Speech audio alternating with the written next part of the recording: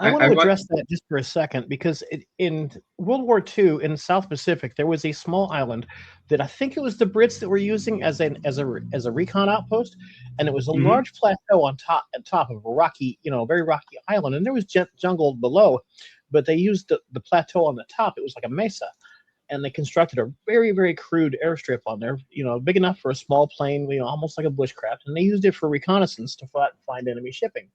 Well, they never encountered anybody while they were there. Nobody ever showed themselves, so they figured the island was uninhabited. Well, it wasn't.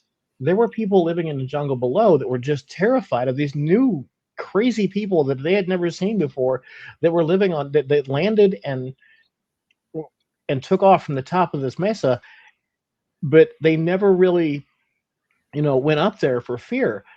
Well, years later, after the war ended and the Brits abandoned this little makeshift base, uh, some people went back there to see what had become of this, and there was a wooden effigy of the plane that used to go out and do reconnaissance.